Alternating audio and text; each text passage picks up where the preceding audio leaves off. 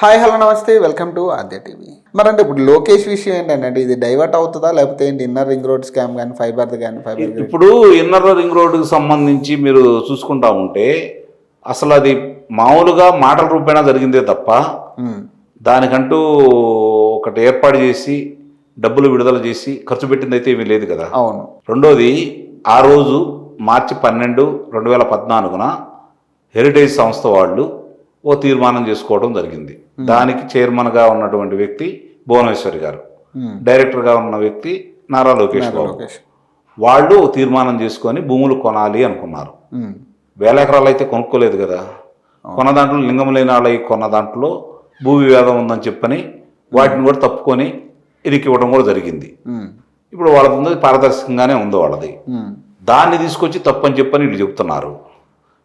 కానీ అధికారంలోకి వచ్చిన తర్వాత వాళ్ళు మార్పులు చేర్పులు చేస్తే చిన్న విషయం ఎక్కువ కూడా బద్దలు కొట్టుకోవాల్సిన అవసరం కూడా లేదు. ఎంత పొలం కొన్నారు వాళ్ళు, ఎంత పొలం అమ్మారు. అవును, తెలిసిపోయింది కదా క్లియర్గా. అవును, అది చూస్తే తెలిసిపోయింది కదా అందులో మోసం జరిగిందా లేకపోతే వేరే వాళ్ళని మోసం చేశారనేది. అసలు అయినా సరే రోడ్ అనేది బజార్ అనేది లేని సాట ఇలా జరిగిందని చెప్పి ఇప్పుడు నారాయణ గారి గురించి తీసుకొచ్చారు. 2022 ఏప్రిల్ 27న మామూలుగా ఆళ్ల రామకృష్ణారెడ్డి గారు మంగళగిరి శాసనసభ్యులు దీని మీద ఫిర్యాదు చేయడం కూడా జరిగింది. మే 5వ తారీఖు నాటికే ఎఫ్ఐఆర్ కట్టడం కూడా జరిగింది. 5వ తారీఖు 7వ తారీఖు మొత్తానికి 7వ తారీఖు ఏదో జరిగింది, 7వ తారీఖు అనుకుంటా ఎఫ్ఐఆర్ కట్టడం కూడా జరిగింది.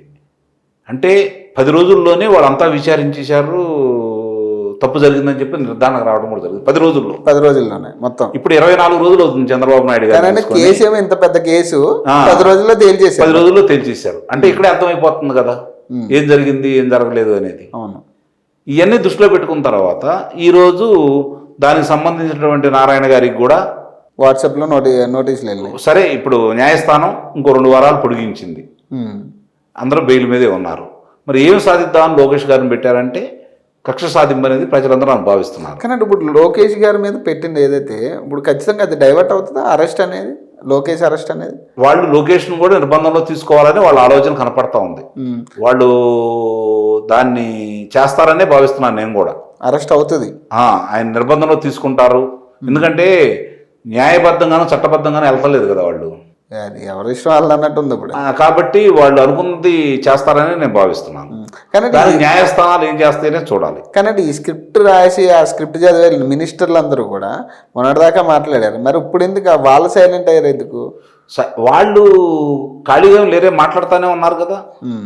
ఇప్పుడు రోజా గారు కానీ లేకపోతే విజయసాయి రెడ్డి గారు కానీ మాట్లాడుతూనే ఉన్నారు కదా. ఏ తప్పు లేకపోతే బెయిల్కి ఎందుకు వెళ్తారు అని, విచారణకు రావచ్చు కదా అని చెప్పి మాట్లాడుతున్నారు కదా. మరి గతంలో ఉన్న నేరం అభియోగం మోపబడిన వాటికన్నిటికీ మరి వీళ్ళు ఎంతమంది హాజరవుతున్నారో చూస్తూనే ఉన్నాం కదా.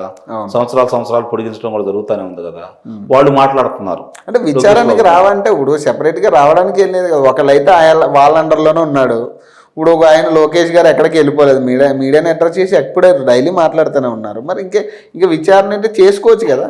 విచారణ ఇప్పుడు అదే కదండి. రేపు 4వ తారీఖు ఆయన రమ్మన్నారు, రేపే. మరి ఆయన న్యాయస్థానాలు ఆశించడం కూడా జరిగింది.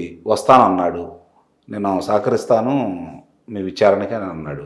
రేపు వచ్చిన తర్వాత వీళ్ళు తీసుకునే నిర్ణయాలు ఎలా ఉంటాయి, లేకపోతే న్యాయస్థానాలు ముందస్తు బెయిల్కి వెళ్ళాడు కాబట్టి ఏం జరుగుతుందని చూడాలి. కానీ ఇంకోటండి, ఇప్పుడు ఏదైతే భువనేశ్వర్ గారు కానీ లేదా బ్రాహ్మణి ఇద్దరు ఇప్పుడు నడిపిస్తుంది నాకు తెలిసి టీడీపీ అంటే ఇక వీళ్ళిద్దరే ఉన్నారు ఇప్పుడు ప్రజలు నడిపించడం. అది చాలా పొరపాటు అండి. చాలా మంది అనుకుంటున్నారు చంద్రబాబు నాయుడు గారు నడిపించుకుంటాడు. భువనేశ్వరి గారు సంఘీభావం తెలపడం కోసం ఆమె బయటకు వచ్చారు. ఆమె మహిళలు మద్దతు తెలుపుతున్నారు. బ్రహ్మిణి గారు కూడా బాధ్యతగా వచ్చేసి అక్కడ కూర్చొని మాట్లాడుతున్నారే తప్ప పార్టీని చంద్రబాబు నాయుడు గారు ఉండగా రెండో వాళ్ళు మీరు ఊహించొద్దు, ఆలోచన చేయొద్దు. ఆయన ఎన్ని రోజులు కారాగారంలో ఉంటే ఇంకా అంత బలవంతుడిగా బయటకు వస్తాడు. కానీ అంటే వీళ్ళిద్దరు బయటకు వచ్చిన తర్వాత కూడా కొంత జనాల్లో అంటే లేడీస్లో మనం నిస్సందేహంగా లేడీస్లో తేడా వచ్చింది. అందుట్లో అనుమానమే లేదు. అంటే ఈయన ఏంటంటే ఉచిత పథకాలకి పరిమితం చేసిన వాళ్ళు లేడీస్కే ఉచిత పథకాలు చాలా పెట్టాడు కదా ఈయన. ఇప్పుడు అక్కడి నుంచి డైవర్ట్ మళ్ళీ చంద్రబాబు నాయుడు. ఇప్పుడు సంక్షేమ పథకాలు అనేవి జగన్ గారితోటే మొదలు కాలేదు, జగన్ గారితోటే అయిపోవు. అది సంక్షేమానికి మొట్టమొదట రోటీ కపడా और మకాన్ అని చెప్పని ఇందిరాగాంధీ గారు బయటికి తీసుకురావడం కూడా జరిగింది.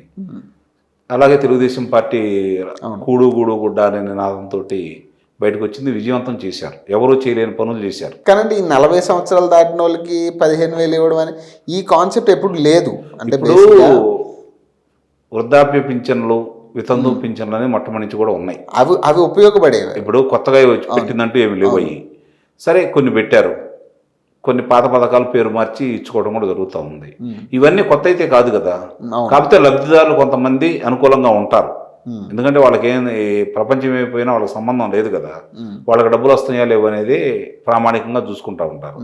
ఆ డబ్బులతో పాటు పెరిగిన ఖర్చులు కూడా కనుక బేరీజ్ వేసుకుంటే, వ్యత్యాసాన్ని వాళ్ళు కనుక గుర్తించుకుంటే టాలీ అవుతుంది. దానికి వాళ్ళు సరైన తీర్పు ఇస్తారని నేను భావిస్తున్నాను. వచ్చేది త్రిముఖ పోటీ అనేది ఖచ్చితంగా చెప్పొచ్చు. త్రిముఖ పోటీ అనేది లేదండి. టూ సైడే త్రిముఖ పోటీ అనేది లేదు. ఒంటరిగా ఇప్పుడున్న ప్రభుత్వం పోటీ చేస్తుంది, తెలుగుదేశం పార్టీ జనసేన కలిసి పోటీ చేస్తాయి. 160 స్థానాలు పై చిలుకు ఈ కూటమికి విజయదుందువి మోగిస్తుంది. సూపర్. అందుట్లో ఎలాంటి సందేహం కూడా లేదు. భారీ ఆధిక్యతతోటి గెలిపోవడం కూడా జరుగుతూ ఉంటుంది. Right. Thank you sir. Thank you.